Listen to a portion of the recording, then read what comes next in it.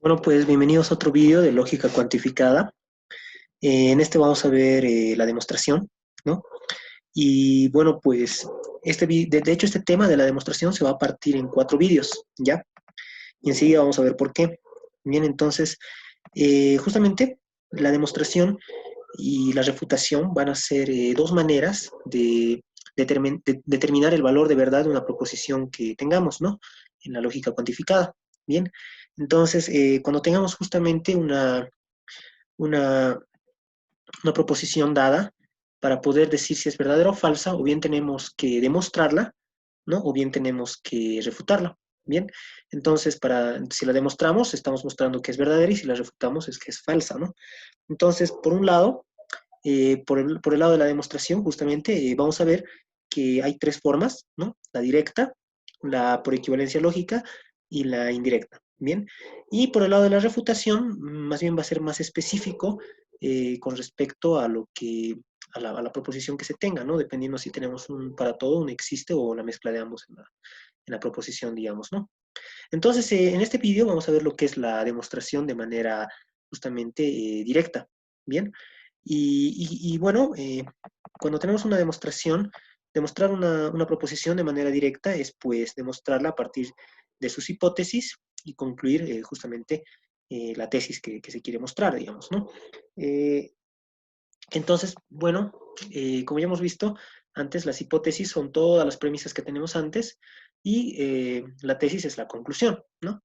Entonces, lo que queremos es, esto se ve, digamos, como una implicación, ¿no? Como ya hemos visto, la P, digamos, representa todas las hipótesis y el Q representa toda la tesis, ¿no? O sea, o la tesis que se tenga, ¿no? La conclusión.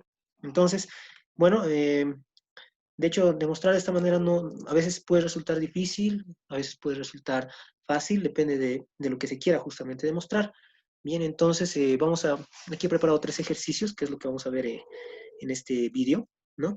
Y es lo que vamos a ir explorando, ¿bien? Entonces, bueno, en este primero tenemos que demostrar que si x es un entero impar, entonces xq es un entero impar, ¿no? Entonces, primero vamos a reconocer, cuando demostramos de manera directa, ¿no? Lo que son las hipótesis, ¿no? Lo que son las hipótesis. Y las hipótesis, en este caso, solo tenemos una, ¿no? Que es que X es un entero impar, ¿no? No tenemos más hipótesis. Luego hay que reconocer lo que es la tesis, ¿no? La tesis en este caso va a ser que X cubo es un entero impar, ¿no?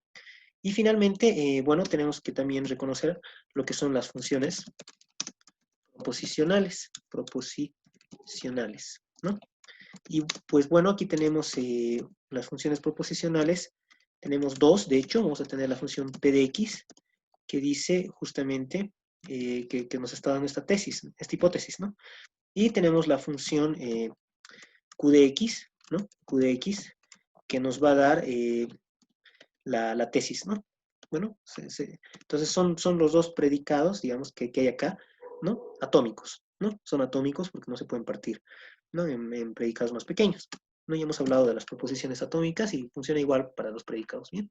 Ok, entonces recuerden que esta x aquí es una variable, ¿no? Por lo cual esto no, realmente esta oración no tendría sentido si no tiene un cuantificador, ¿bien? De hecho, lo que tenemos acá, de manera simbólica, lo que vamos a tener es justamente que P de X implica, ¿no es cierto? Va a implicar justamente Q de X, ¿sí? Pero es aún más que eso, ¿ya? Es aún más que eso. Fíjense que este X es una variable. Me está diciendo que esto funciona, debería funcionar para cualquier entero impar. Por lo cual tenemos acá un cuantificador justamente universal.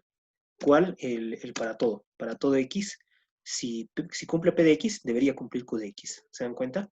Entonces, esa es la manera, digamos, de trabajar con esto, ¿no? Entonces, bueno, ahora lo que tenemos que hacer es demostrar, ¿no? Entonces, ¿cómo demostramos esto? Bueno, yo les aconsejo para cuando ya tienen que demostrar de manera simbólica, perdón, de manera cuantificada, ¿no? Hacerlo de manera literal, ¿ya? Ya no de la manera mediante números y ir marcando, digamos, todo, como lo hacíamos antes, ¿bien? Porque porque a veces eso puede ser bastante engorroso en este tipo de demostraciones. Pero si ustedes quieren hacerlo, también pueden hacerlo. Pero ya se acostumbra, digamos, a hacerlo un poco de manera más literal, más escrita, digamos, cuando se hace demostraciones cuantificadas, ¿bien? Entonces, la idea de que como aquí hay un para todo X, ¿no? Queremos que esta proposición valga para cualquier X que tomemos, entonces tenemos que tomar un X, justamente, algún X que sea arbitrario, sea un X arbitrario, ¿no? Tal que, ¿no? Cumpla P de X, es decir, tal que X tal que X es un entero impar, ¿no? Entonces cumple la condición P de X, pero es un X arbitrario. Esto es importante, esto tenemos que tomarlo en cuenta todo el tiempo. ¿Ya? Porque el hecho de que sea arbitrario me va a permitir generalizar y decir que se cumple para todo X, ¿no? Entonces, bueno, una vez que ya hemos tomado un X arbitrario, ¿no? Y tal que es impar, el siguiente paso es ver qué pasa, ¿no? A partir de este hecho de que es impar, ¿no? Entonces lo que podemos decir acá es que como X es impar, ¿no? Es entero impar, de hecho, tiene que ser entero, ¿no? Entero impar, ¿no? Entonces, justamente X es igual a 2K más 1 para algún K entero, ¿no? Entonces solo hay dos tipos de números, los que son de la forma 2 por algo y los que son 2 por algo más 1, ¿no? Entonces, los que son 2 por algo son los pares y los que son 2 por algo más 1 son los impares, ¿no? Entonces, justamente por ser impar, tiene que ser de esta forma, ¿no? Sin importar qué número sea, tiene que haber algún K entero tal que esto sea 2 por algo, ¿no? Por ejemplo, si fuera 3, debería ser 2 por 1 más 1, entonces sería 3. Si fuera 5, 2 por 2 más 1, que sería 5, ¿no? O sea, sería 4 más 5. Entonces, sin importar, digamos, la naturaleza realmente del X, exceptuando de que es impar, ¿no? Esa es su única naturaleza que nos interesa, estamos mostrando que tiene que tener esta forma, ¿no? Por el hecho de ser impar.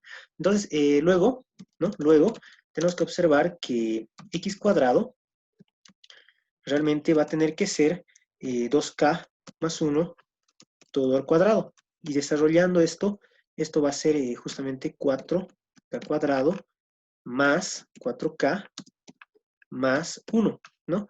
Y luego factorizamos, si factorizamos el 2, lo que nos queda acá es justamente 2K cuadrado más 2K y todo eso más 1, ¿no? Entonces, si hacemos, perdón, si hacemos T, ¿no? Si hacemos T igual a 2K cuadrado más 2, ¿no? Perdón, acá me equivoqué, ¿no? 2K cuadrado 2K cuadrado más 2, ¿no? Entonces, lo que vamos a tener es que justamente el X, ¿no? El X cuadrado, ¿no? Va a tener que ser 2 por T más 1, ¿no? En efecto, donde claramente, ¿no? Donde claramente T es entero, ¿no? Por la clausura de los números, de las operaciones, ¿no? De las operaciones justamente, un momento, de las operaciones de números enteros, ¿no? Entonces, fíjense que, bueno, esto es bastante ventajoso, ¿no? Porque, ¿a qué me refiero con clausura? Me refiero a que la suma de números enteros me da un número entero. En cambio, la suma de números, el producto de números enteros me da un número entero, ¿no? Y esa es una propiedad que tienen los números enteros al sumarlos y al multiplicarlos. Siempre no se salen del conjunto de los enteros, ¿se dan cuenta? Entonces, bueno, lo interesante acá es que lo que hemos mostrado es que x cuadrado es de la forma 2t más 1, ¿no? Luego, x cuadrado es impar, ¿no? Porque esto es par, ¿no? Es un número par más 1, y todo número par más 1 es un número impar, ¿no? Entonces, luego x cuadrado es impar. Bien, entonces, justamente hemos mostrado que, x cuadrado tiene que ser impar, ¿no? Entonces, ahora podemos hacer lo mismo, digamos, ¿no? Podemos hacer lo mismo, digamos, ¿no? Podemos mostrar que x cuadrado por x va a tener que ser impar, ¿no? Y con eso ya tendríamos el x cubo, por ejemplo, ¿no? Entonces, x cubo ¿no? X cubo, ¿no? Va a ser justamente X cuadrado por, ¿no? Por el X, ¿no? Y esto lo que me va a dar es justamente el X. Recuerden que el X cuadrado era 2t más 1, y el X va a ser 2k más 1. Y multiplicando, lo que nos va a quedar, bueno, va a ser acá, por un lado, 4tk más 2t más 2k más 1. Y esto va a ser igual, factorizando el 2, de nuevo, a 2tk más t más k y todo más 1, ¿no? Y nuevamente, si hacemos justamente el s igual a todo esto de acá, ¿no? Lo que está, de donde hemos factorizado el 2, ¿no? Entonces el x al cubo, ¿no? El x al cubo, perdón, cubo tiene que ser justamente 2s más 1, ¿no? Con lo cual justamente el s, perdón, eh, el x al cubo es un número impar, ¿no? Entonces, bueno, aquí lo que tenemos que observar es que este S es entero porque es suma y producto de números enteros, ¿no? Ya hemos dicho que el T era entero más antes, ¿no? Entonces, justamente por eso, ¿no? Al ser el S entero, el X al cubo es un número entero. No, perdón, el X al cubo es el producto de un número entero por 2 más 1, ¿no? Y eso es justamente la forma de un número impar. Y por tanto, el X al cubo es un número impar, ¿ya? Esa es una forma, digamos, de resolverlo, ¿no? Y bueno, eh, por tanto podemos concluir, ¿no? Podemos concluir que justamente para este X, ¿no? Para este X, la proposición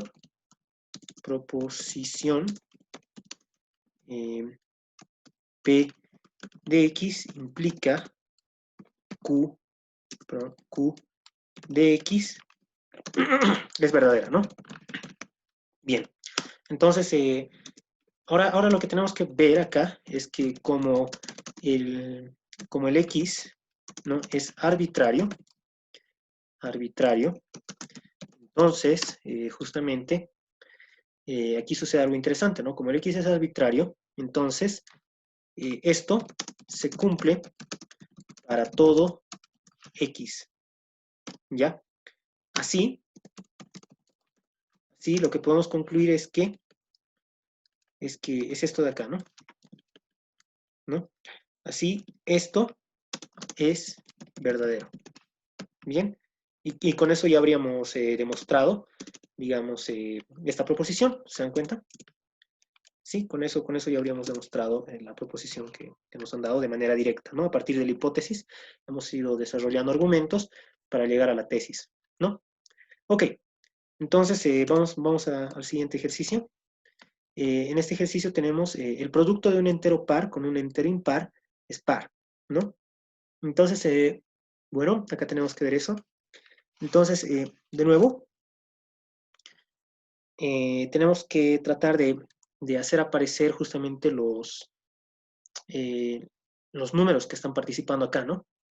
Entonces hay que observar que es lo mismo que justamente si m, n son enteros, bueno, si m, voy a poner acá primero, si m es un entero par y n es un entero impar, ¿no? Entonces el producto de un entero par con un entero impar, ¿no? Entonces, y además, bueno, a ver un momento, el producto de un entero par con un entero impar es impar, es par, ¿no? Entonces, si tengo un número par y un número impar, entonces, ¿no? Su producto, que sería m por n, ¿no? Es par, ¿no? Y esto ya está haciendo aparecer justamente las variables y las funciones proposicionales y los cuantificadores, ¿no? Fíjense que acá el m y el n son arbitrarios, ¿no? Entonces tenemos dos cuantificadores para todo, universales justamente, que van a estar actuando en esta proposición, ¿no?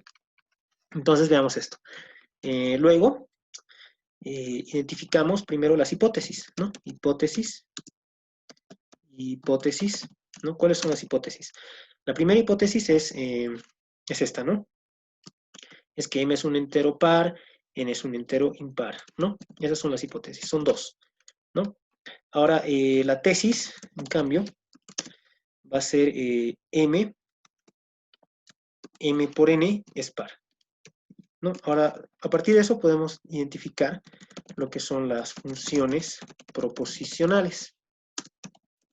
Funciones proposicionales, ¿bien? ¿Cuáles son las funciones proposicionales en este caso? Van a ser p de x, va a ser justamente esto de acá, ¿no? X es un entero par, así, pero con x, ¿no? En vez del m va a ser el x.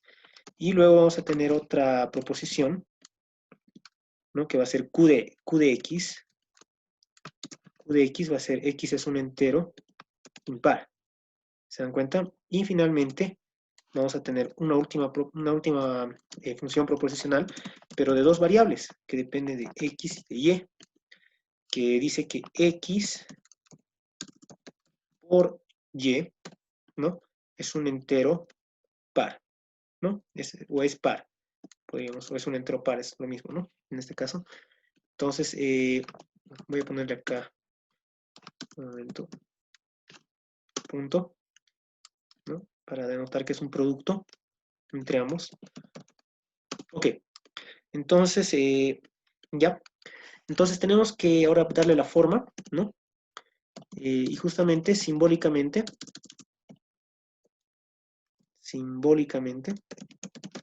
¿qué vamos a tener? Vamos a tener que las hipótesis van conjugadas, ¿no? Las hipótesis son estas de acá. M entero par, n entero impar, implica m por n par, ¿no? Entonces, simbólicamente, primero tenemos las hipótesis conjugadas, ¿no? ¿Cuáles son las hipótesis? Son P de M y Q de N para otra variable, ¿no? Y todo eso debería implicar R de M, N, ¿no? ¿Sí? Entonces, bueno, ya tendríamos justamente simbólicamente eso, y observen que fuera de ello, de todo esto, está lo que es los cuantificadores, ¿no? Van a estar los cuantificadores, que serían para todo M y para todo N, ¿no es cierto? Entonces, simbólicamente sería esto, ¿no? O sea, si M es entero impar y N es entero par, o bueno, al revés, ¿no? A ver, ¿cómo es? Si M es un entero par, ¿no? P de M si M es entero par, y n es entero impar, entonces su producto va a tener que ser un entero par, ¿no? Y eso debería pasar para todo par de enteros que tomemos. Por eso tenemos dos cuantificadores. Bien, entonces ya casi estamos listos para esto, ¿no?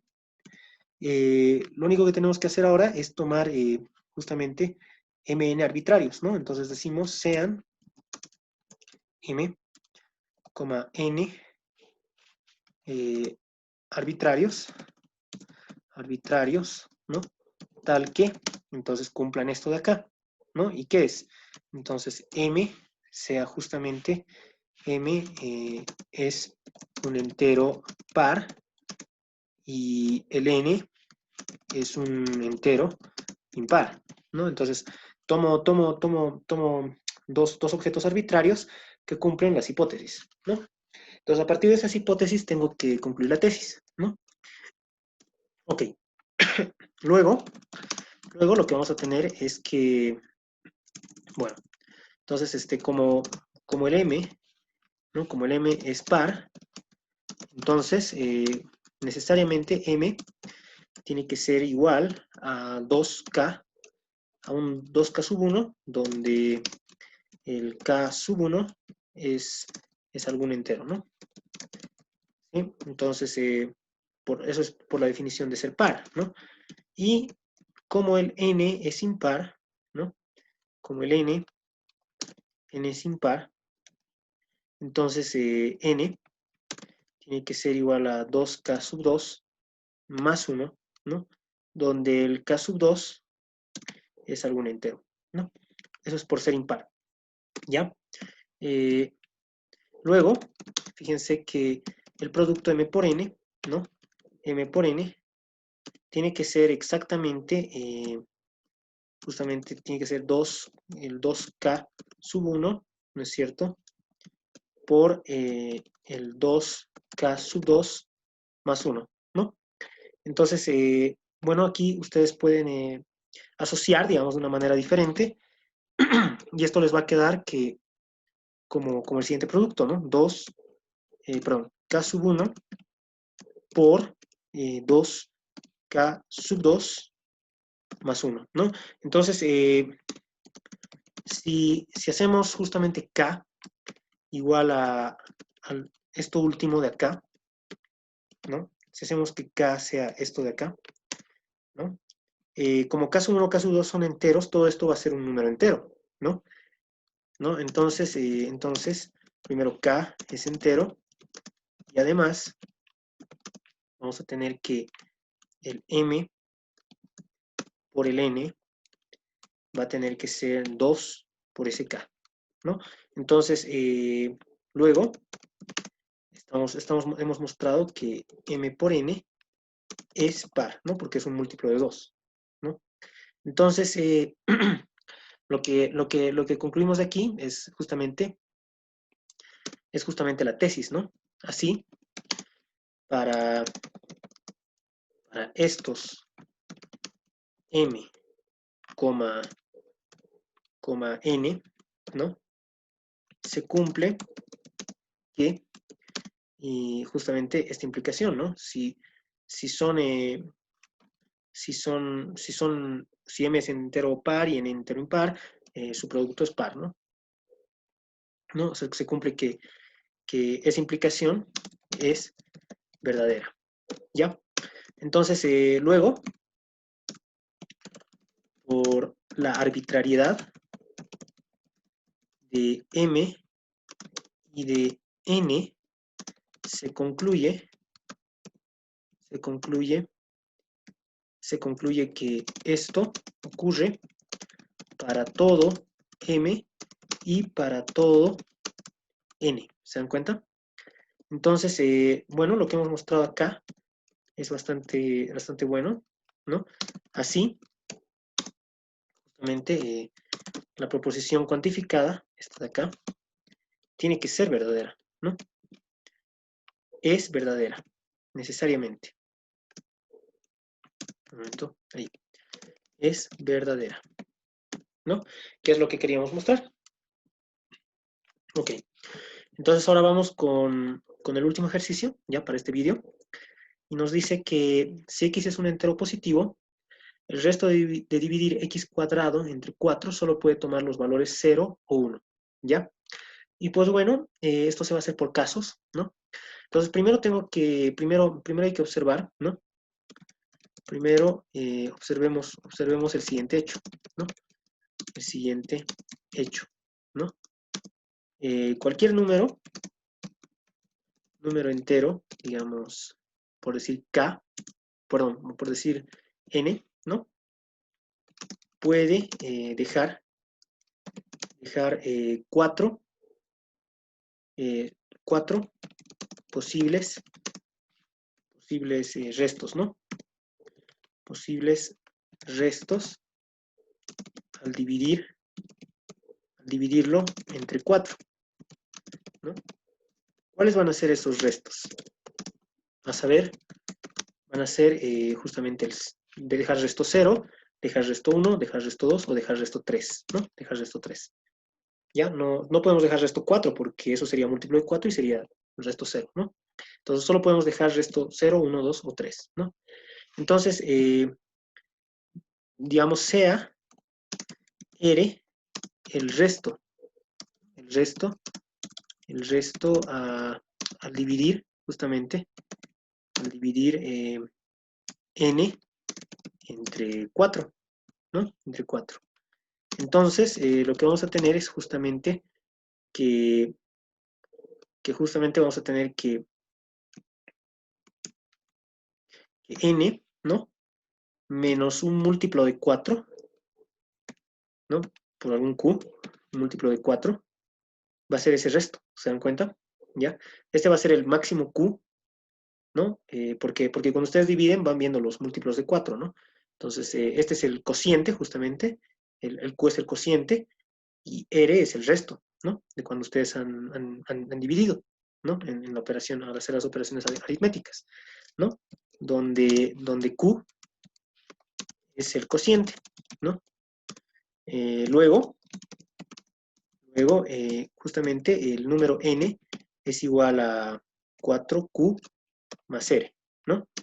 Donde justamente ya sabemos que es menor o igual el R que 4, ¿no? O sea, esta varía entre 0, 1, 2 o 3, ¿no? Entonces, todos los números posibles, esto lo que nos dice es que van a ser un múltiplo de 4 más un resto, ¿no? Y bueno, esa va a ser la clave, ¿no? Entonces, luego, n tiene 4 posibilidades, ¿no? ¿Cuáles son esas 4 posibilidades? Entonces, son que n sea igual a, no deje resto, ¿no? Sea un múltiplo de 4, o que el n deje un resto, ¿no? Deje, por ejemplo, resto 1, ¿no? O que el n deje resto 2, que el n deje resto 3, ¿no? Entonces tenemos las 4 posibilidades acá. Bien, esas son las posibilidades para el n. ¿Se dan cuenta? ¿Ya? Bien. Entonces, en base a esa observación, ¿no? Justamente vamos a resolver este ejercicio, ¿ya? Ok, entonces, bien. Entonces, a partir de eso, voy a resolver el ejercicio, ¿ya? Ahora sí. Entonces, bueno, vamos a ver primero las hipótesis. ¿Cuáles son las hipótesis? Las hipótesis en este caso son x es un entero positivo, ¿no? Solo tenemos una. Y la tesis, la conclusión, va a ser justamente el resto solo puede tomar valores entre 0 y 1, ¿no?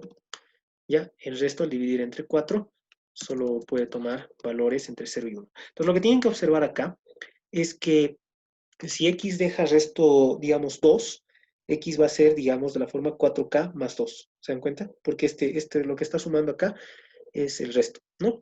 Entonces, ya, eso es lo que hemos visto acá más antes, ¿no? Ahora vamos a ver las funciones proposicionales.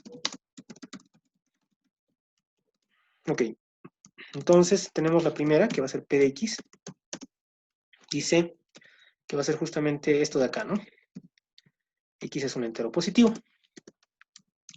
La siguiente va a ser la función q de x, que va a decir esto de acá, ¿no? El resto de dividirlo, ¿no? De dividir x cuadrado entre 4, solo puede tomar valores 0 o 1, ¿ya? Entonces tenemos que mostrar, ¿no? Se tiene simbólicamente que justamente esto debería ocurrir para cualquier x, porque estamos tomando un x arbitrario, ¿no? Que para todo x, p de x implica q de x, ¿no? Entonces estamos en este caso. Bien, entonces, para demostrar, tomamos un x arbitrario, ¿no? De nuevo, sea un x arbitrario, tal que cumpla p de x, ¿no? ¿Y qué significaría eso? Tal que x es un entero positivo, ¿no? Entonces, luego seguidamente, ¿no? Luego, x tiene 4 posibilidades, ¿no? Ups, me equivoqué aquí. A ver, aquí, ya está. Bueno, luego el x va a tener 4 posibilidades, ¿no? ¿Cuáles son las posibilidades? Son estas, ¿no? Son estas de acá. Ok, bien. Déjenme. Ok, entonces el X tiene 4 posibilidades. ¿Y cuáles son esas? Son que el X sea igual a 4K, el X, pero vamos a enlistarlas mejor, ¿no? Más que luego el X tiene justamente 4 posibilidades, ¿no? Entonces las posibilidades van a ser las siguientes. Primera posibilidad es que X es igual a 4K, ¿no? Es un múltiplo, ¿no? Segunda posibilidad es que es de la forma, deja resto 1, ¿no? Como ya hemos visto. Tercera posibilidad que deja resto 2. Y cuarta posibilidad que deja resto 3, ¿no? Solo hay 4 posibilidades, ¿no? Entonces, vamos a ver una por una cada posibilidad. Bien. Ok, entonces vamos a ver una por una cada posibilidad. Bien. Entonces, si X es de esta manera, ¿no? Entonces, tenemos que ver X cuadrado, ¿no? Entonces, justamente X al cuadrado va a ser esto al cuadrado, que sería 16K, pero eso va a ser 4 por 4K cuadrado, ¿no? Y luego, eso significa que justamente X al cuadrado es múltiplo de 4, ¿no? Es múltiplo de 4. Es decir, deja resto 0, ¿no? No deja ningún resto, en realidad, ¿no? En el otro caso, si X es K más 1, tenemos que el X cuadrado tiene que ser justamente 4K más 1, todo al cuadrado. Y eso es 16K cuadrado,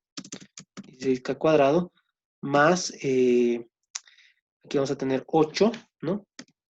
8K más 1, ¿no? Y factorizando el 4, vamos a tener 4 por 4K cuadrado más 2K y luego más 1, todo fuera, el 1 queda fuera, ¿no? Entonces, bueno, tienen que observar acá, ¿no? Si ponemos el S igual a 4K cuadrado más 2K, ¿no?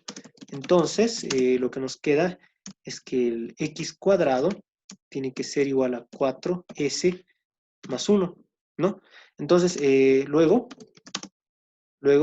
justamente el X cuadrado deja resto 1, ¿no es cierto? El X cuadrado tiene que dejar resto 1. Bien, ahora veamos el siguiente caso. Si X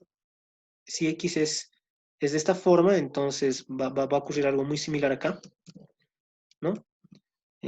Bueno, solo que aquí va a estar un más 2, y ese más 2 va a hacer que acá todo esto sea 16, ¿no?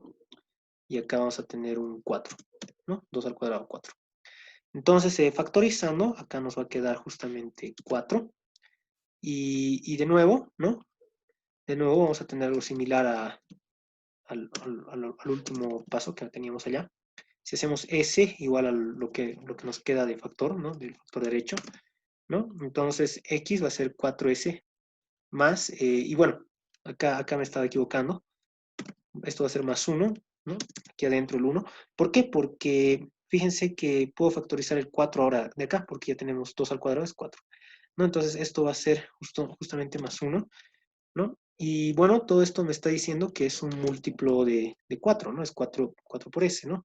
Entonces, fíjense, lo que he hecho es simplemente desarrollar esto al cuadrado, es 16K cuadrado, más 2 por 4K por 2, entonces va a ser 16K, más 2 al cuadrado, que es 4, ¿no? Entonces, factorizando todo eso, me queda esto, y esto es un múltiplo de 4, en efecto, ¿no? Si hago S igual a esto, entonces X cuadrado es 4 por S. Luego x cuadrado tiene que dejar resto 0, ¿no?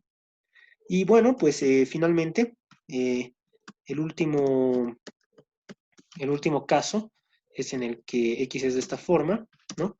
Y en este caso podemos ver que el x cuadrado va a ser de la forma, bueno, acá va a ser justamente 4, 4 por 3, ¿no? 4 por 3, 12 por 2, que es 24, ¿no? Y 3 al cuadrado va a ser 9, ¿no? Entonces, factorizando, ¿no? El 4 en todo lo que ponemos, esto va a ser 8 más 1, ¿no? Entonces, factorizando, acá nos va a quedar 4k cuadrado. Bueno, acá nos va a quedar 6, ¿no? Acá nos va a quedar 6. Y acá nos va a quedar 2 y acá más 1, ¿no? Entonces todo esto es 16, ¿no? 16k cuadrado más 6 por 4, 24k, más 4 por 2, 8, más 1, 9, ¿no? Entonces me sobra un 1 ahí, ¿no? Entonces si hago S igual a lo que está al factor, ¿no? Que nos ha quedado, entonces justamente esto va a ser 4s más 1, ¿no? Y x cuadrado va a dejar resto 1, ¿no? Entonces, como vemos, en todos los casos, ¿no? En todos los casos, lo que podemos ver, ¿no? Así, en todos los casos, x cuadrado solo deja resto 0 o 1. Solo puede dejar uno de los dos restos, ¿no? Y eso es exactamente lo que queríamos probar, ¿no? Por tanto, justamente vamos a concluir que se cumple esto de acá, ¿no? Por tanto,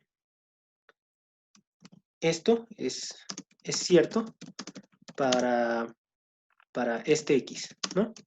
Para este x que hemos tomado. Ahora, por la arbitrariedad del x, justamente como era un x cualquiera, ¿no? Era un x arbitrario, se concluye, ¿no? Podemos generalizar. Podemos concluir esta proposición cuantificada con un para todo, ¿no? Se concluye que eso es verdadero, ¿no? Y con eso ya habríamos terminado este ejercicio, ¿no? En la demostración directa. Bien. Entonces, bueno, si tienes alguna duda, puedes ponerla en los comentarios y bueno, voy a subir enseguida, digamos, un video más, ya mostrando lo que es la demostración usando equivalencias lógicas. Bien.